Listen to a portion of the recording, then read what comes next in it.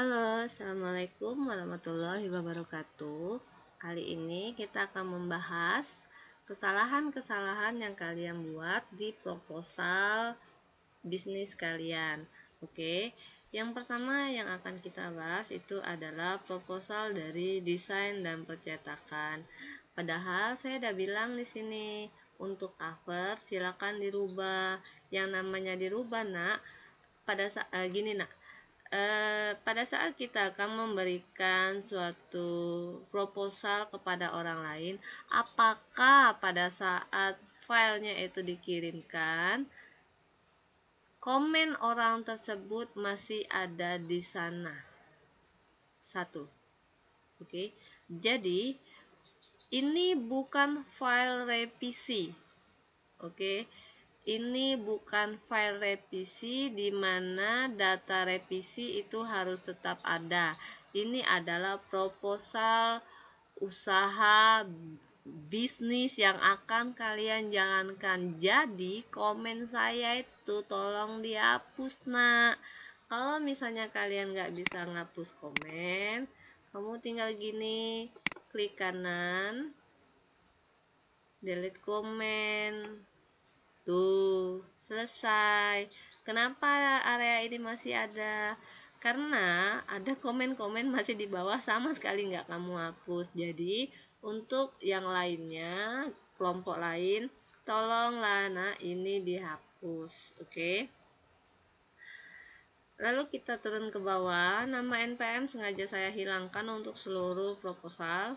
Jadi, ini adalah proposal kewirausahaan. Sebenarnya yang saya minta adalah proposal bisnis.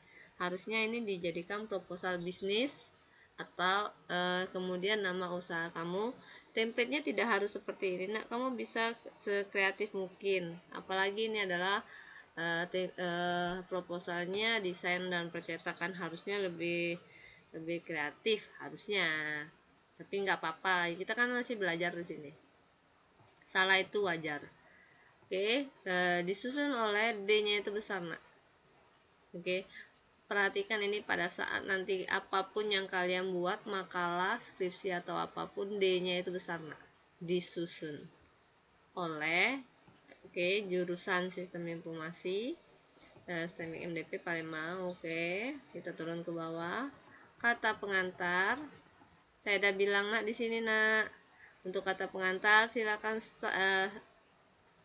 sesuaikan atau kreasikan dengan style kalian. Jangan lupa edit tanggalnya. Diedit enggak? Ayo lo. Ini kenapa, salah satu alasan kenapa saya nggak mau kasih kalian template.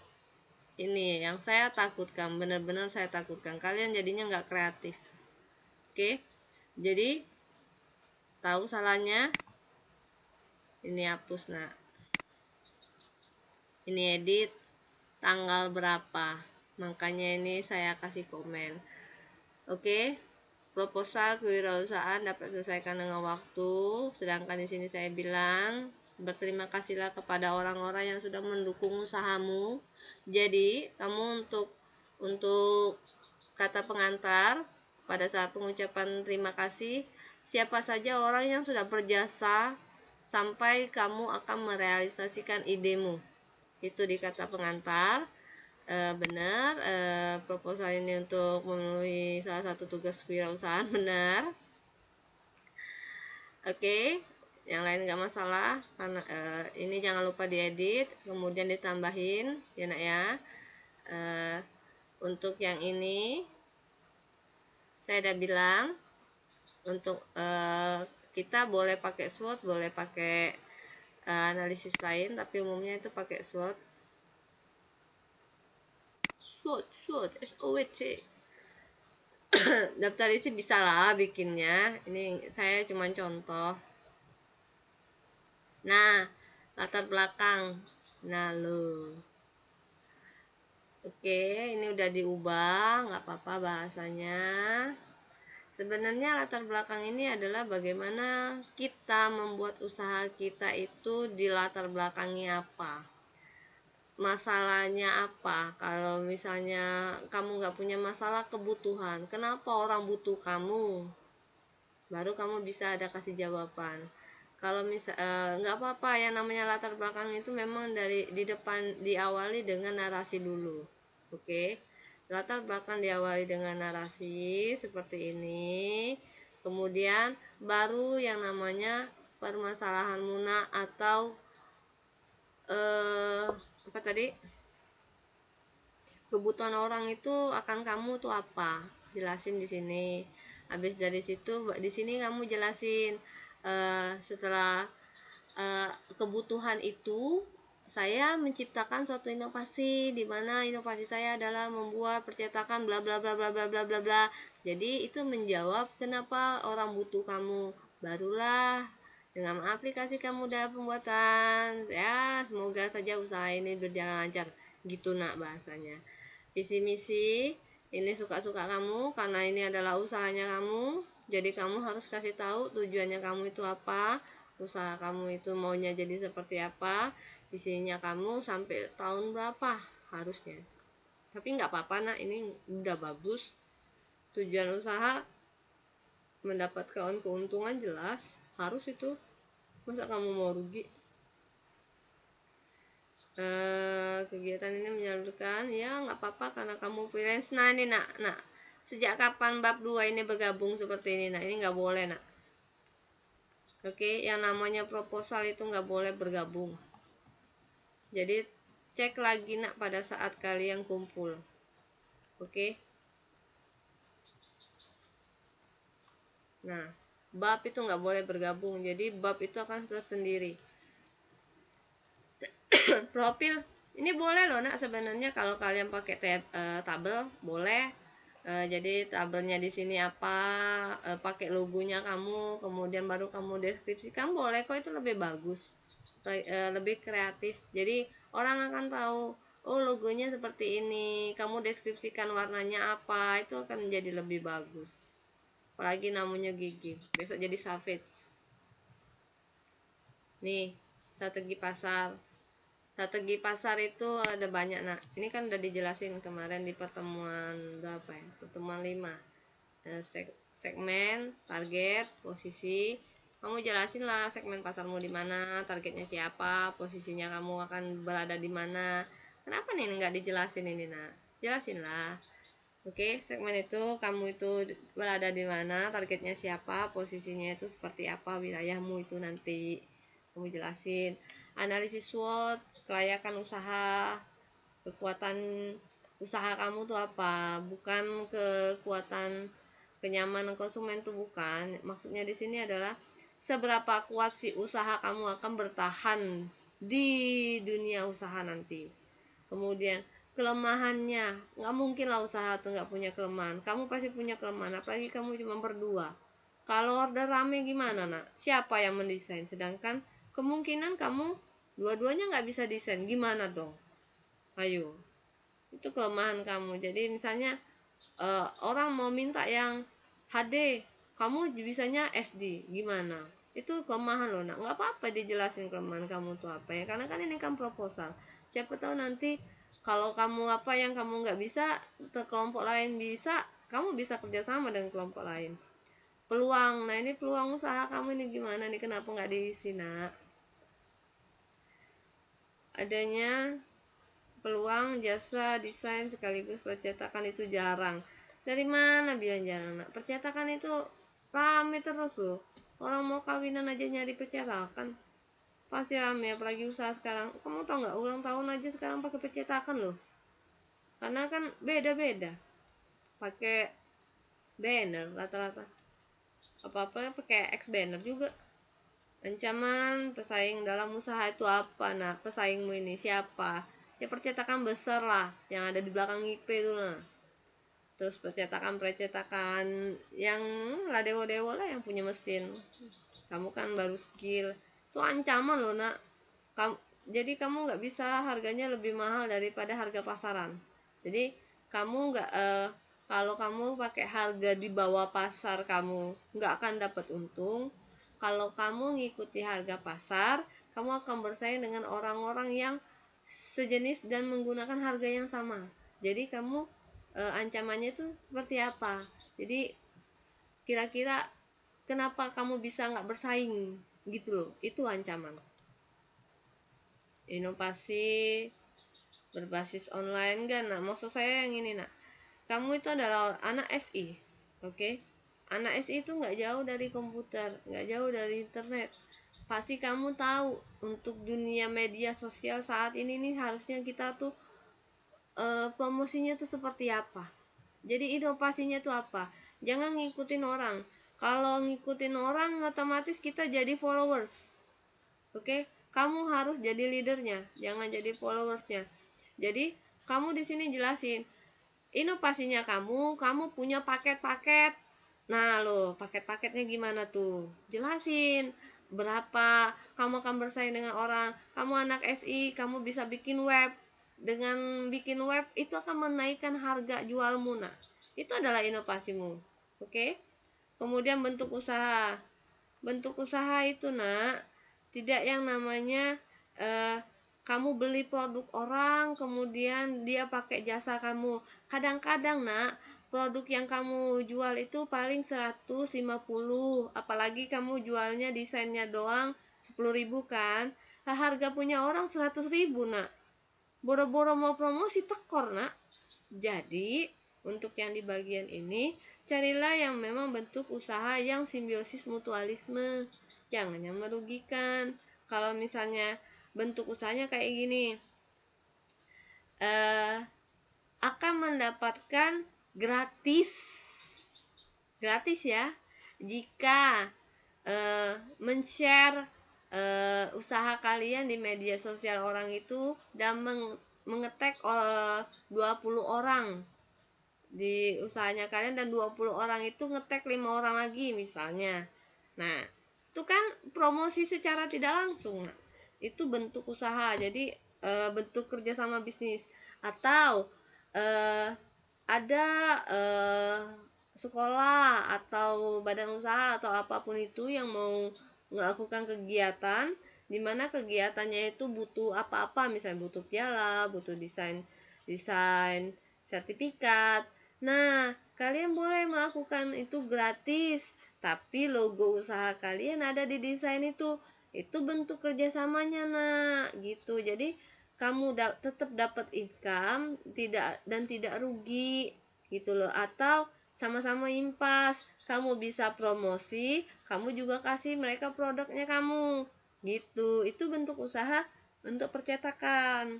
Coba deh cari lagi bentuk usaha atau kerjasama bisnisnya kamu tuh nantinya seperti apa. Nih, ini nggak boleh nak. Tuh komen tuh hapus tuh, ya. Jadi nanti pada saat kalian benerin ini jangan ada lagi samping itu.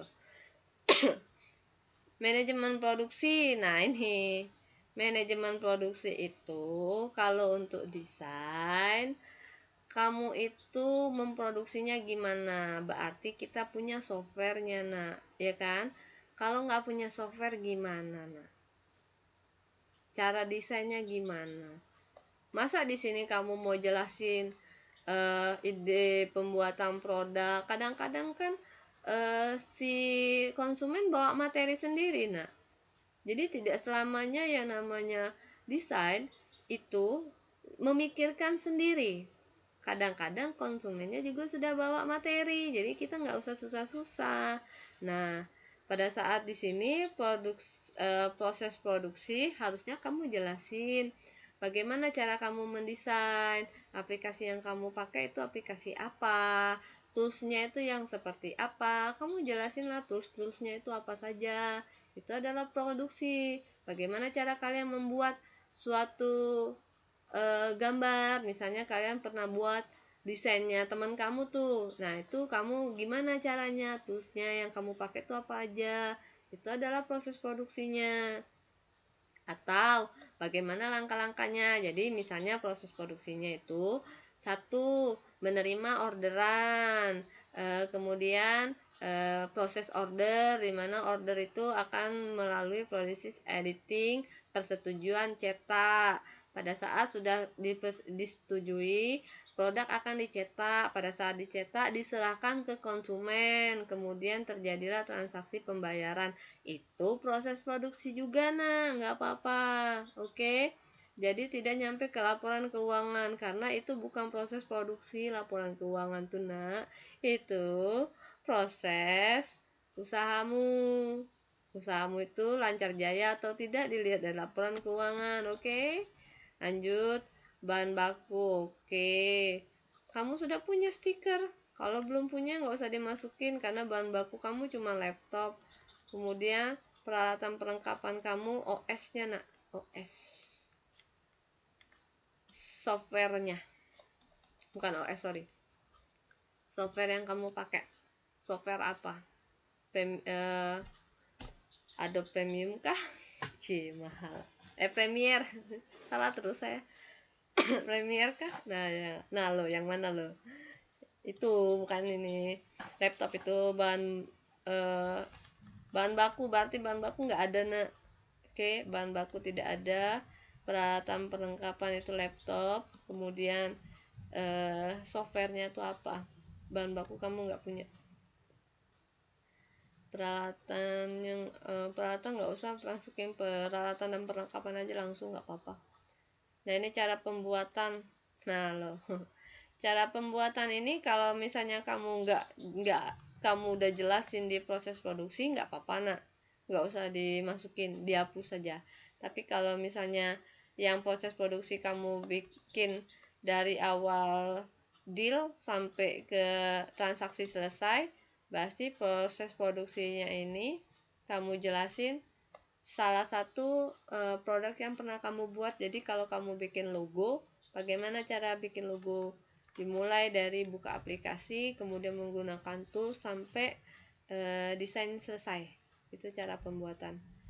Kemudian, nah ini aduh, ini nggak boleh gitu, walaupun jauh nggak apa-apa, dia harus di lembar 1. Jadi benerin lah yang ini. Kemudian modal. Nah, ini modalnya kamu apa, modal itu bukan berarti kamu cuman skill. Tidak, kamu punya laptop, harga laptopnya kamu tuh dengan spek segitu berapa, itu modal, Jadi pada saat kamu dikatakan rugi makan modal, berarti kalau udah makan modal, laptopmu itu sudah artikan sendiri gitu. Jadi modal itu bukan cuman kamu harus keluar duit, enggak. Jadi duitnya kamu itu sudah dalam bentuk peralatan, perlengkapan, atau memang kamu sudah desain, kamu sudah cetak, misalnya logo untuk yang kakak-kakak skripsi yang bakal ditempel tuh, itu kamu cetak nggak apa-apa, tempelan-tempelan kamu jual ke teman-teman kamu, itu nggak apa-apa, itu adalah modal. Penentuan harga, nah ini yang saya kemarin minta. Kalau kamu bentukannya seperti ini tidak beda dengan yang lain, yang lain aja gulung tikar, apalagi kamu yang baru mau buka. Saya kemarin ngusulin kalau per paket. Nah, udah dicari belum paket-paketnya? Mana? Kalau udah dicari paket-paketnya itu ada, kamu harus tahu. Kamu ngambil orderan berapa, untungnya berapa, kamu harus tahu. Bukan begini, keuntungan 500 dari per 10 stiker. Kamu tahu nggak 10 stiker ini nih pakai ukuran apa? Karena nggak mungkin langsung 1000 ukurannya, 1 kali 1 mungkin kan. Ini pakai kertas apa stikernya ini? A4 A5. Jadi hati-hati untuk ngomongin masalah laba rugi, karena itu benar-benar dicek. Jangan sembarangan bilang 500 kali 10 stiker. 10 stiker itu 1000 dari mana, Sedangkan satu kertas itu A3, kalau ukurannya 5 kali 5 itu bisa menghasilkan 60 stiker. Dimana kamu bisa bilang ini 10 stiker? Jadi tolong dicek lagi ya. Persentase laba itu ngitungnya begini, kalau misalnya kamu sudah ada masukan, modalnya kamu misalnya 10.000 nih, dapat duit 20.000, berarti persentase labanya 100% dong, karena itu sudah melebihi dari modal. Oke, kamu dapat untungnya itu modal cuma 10.000, dapat 20.000, berarti kan untungnya 100%. Berhubung kita belum ada, jadi ini untuk penentuan laba dikosongkan aja nggak apa-apa nak, tapi untuk perhitungan ini perlu. Jadi perhitungan laba rugi nggak dibuat juga nggak apa-apa, tapi perhitungan penentuan harga ini perlu. Enggak deng, perhitungan laba rugi perlu juga nak, karena kamu sudah dapat menentukan harga jual, kemudian laba rugi kalau habis semua gitu, untungnya berapa. Oke, penutup. Nah ini nak, sejak kapan ini ada bold ini nggak boleh bold nak. Bisnis ini beresiko tinggi jika tidak pandai melihat situasi dan kondisi. Oh enggak lah nak, kesimpulannya itu usaha kamu itu nanti jadinya seperti apa, sampai kapan kamu akan menjadi usaha ini, sampai kapan akan kamu realisasikan, bakal kamu kenalkan ke orang banyak. Bagaimana caranya kamu untuk mendapatkan konsumen, itu kesimpulan. Saran, kalau nggak ada nggak usah dipakai, karena tapi umumnya sih proposal itu pakai saran. Jadi kalaupun saran, kamu bilang aja lah, saran saya silakan ke link apa untuk melihat produk kami yang telah di order atau telah jadi gitu. Oke? Ini ya untuk stiker konsep. Saya cari yang sejenis ya. Desain juga ini kalau nggak salah. Nah ini desain juga. Nah gini nak yang saya minta nak. Ini yang saya minta nih, dihapus, boleh kayak ini. Nah ini memang benar proposal usaha. Oke, kalau sudah ada yang seperti ini secara formalnya benar, tapi alangkah lebih bagusnya kalau ini pakai usahanya kamu. Kita akan membuat proposal usaha ini seolah-olah memang benar kamu mau menjalankan usaha dengan logo ini. Jadi ini untuk proposal ke investor, bukan proposal ke dosen kuliah. Tapi nggak apa-apa, next time ini diganti aja nak. Oke, jadi proposal dengan logo usahamu sendiri. D-nya itu besar nak ini D-nya besar. Ingatlah dimanapun mau pakai skripsi, mau pakai TA, mau pakai KP, D-nya besar. Oke, kemudian Nana tolong diperhatikan tuh, ini kenapa bisa naik di sini. Memang kita akan beda template. Saya di 2013 sih kalau nggak salah. Entahlah nih 2000 berapa, lupa saya. Kata pengantar. Nah ini sama nak, inilah malesnya saya ngasih kamu template ini. Terima kasihlah kepada orang-orang yang sudah memberikan atau akan membantu implementasi ide kalian, atau bagaimana cara kalian mendapatkan ide itu. Berterima kasihlah kepada orang-orang sekitar kalian. Kalau saya mah cuma nyuruh doang, tapi nggak apa-apa sih. Oke, itu oke, ini benar penyusun. Nah kalau nggak ada tanda tangan jangan panjang-panjang nak. Di sini Nana. Nah, pernah nggak lihat orang kalau nggak punya tanda tangan jauh gitu? Di sini, ya, ingat ya, di sini ya. Terus daftar isi, oke lah, saya nggak ngecek. Latar belakang. Hati-hati typo nak.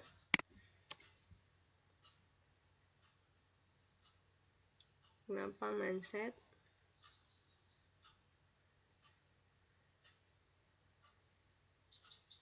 Nah ini nggak nyambung nak dengan usahamu nak. Kenapa kamu usaha percetakan ngomongin masalah pengangguran?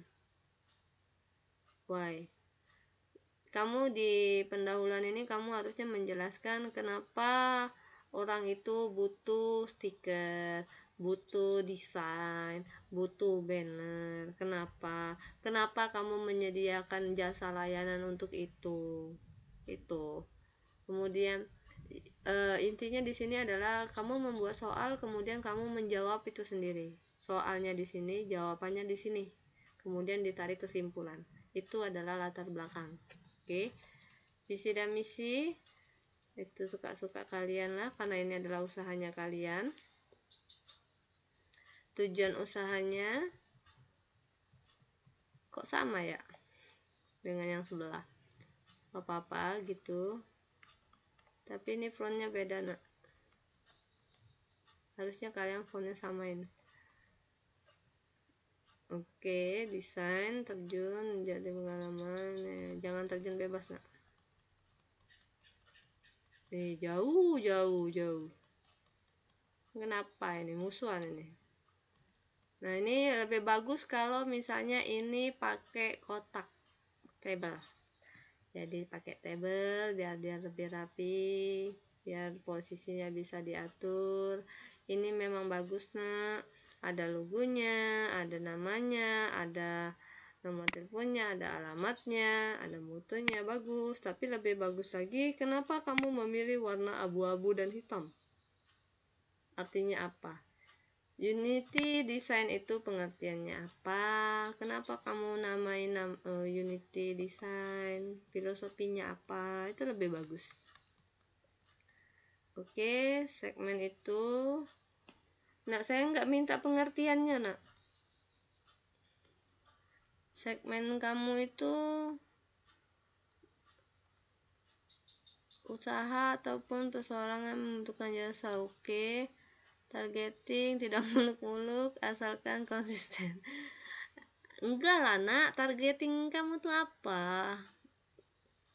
Kamu tuh maunya konsumennya tuh seperti apa? Targetnya kamu tuh bukan tidak muluk-muluk. Kalau kita bikin usaha tuh harus muluk-muluk lah, biar ada motivasinya. Kalau nggak muluk-muluk, nggak ada motivasi, percuma. Analisis SWOT-mu banyak yang tentang tertarik pada produk usaha jasa kami. Oke sih, sebenarnya kekuatannya kalian tuh ngapain sih? Kenapa kalian tuh beda? Memberikan kualitas, kalian ngasihnya HD ya, memberikan pelayanan yang terbaik, sopan santun terhadap konsumen. Boleh sih, yang lebih bagus lagi kalau harganya kamu itu di bawah standar. Bagusnya nih tuh nak, paling kamu tidak dapat untung ya, bisa sih. Nah, kelemahan ini di sini nak, tidak mungkin kamu udah ada kelemahan, kamu pasti ada kelemahan. Misalnya laptop cepat panas, karat, meninggal, misal ya, atau nggak bisa dalam waktu yang cepat, atau ada aplikasi yang kamu nggak bisa pakai. Itu kelemahan kamu, karena kan orang sekarang kan sudah ngikutin tren kan. Kadang-kadang kita nggak bisa ngikutin tren langsung, karena aplikasi itu kadang-kadang apa ya, kita mudah ngelihatnya, pas dipraktekin agak susah kayaknya. Terus peluangnya kamu itu gimana nak? Mana ininya, apa sih namanya, paket-paketnya nak? Untuk sekarang itu desain itu main paket nak. Kenapa nggak dicari tahu itu paket-paket? Ancaman terbesar munculnya pesaing. Pesaing nggak muncul nak, pesaing itu sudah ada nak. Kamu tuh masuk rumah orang, kamu bilang muncul pesaing, mana ada lah. Jadi kalau percetakan ini sudah ada malah orang-orang tuh sudah punya mesinnya, ya kan? Kalau kita kan baru mau masuk ke dunia usaha, baru mau masuk ke usaha mereka, ya musuhmu itu adalah orang-orang yang sudah besar. Oke, inovasinya merubah hobi menjadi bisa menghasilkan uang, menambah Enggak, nah, maksud inovasi teknologi ini adalah bagaimana caranya kamu sebagai anak SI akan memulai usahamu ini. Sama yang kayak tadi yang saya jelasin ke sebelumnya. Misalnya kamu bisa bikin web, jadi orang punya usaha, kamu yang bikin webnya, kemudian logo, banner segala macam kamu yang ngambil paket-paketannya itu. Jadi orang itu akan terkunci di teknologi informasinya berkat kamu gitu. Untuk usaha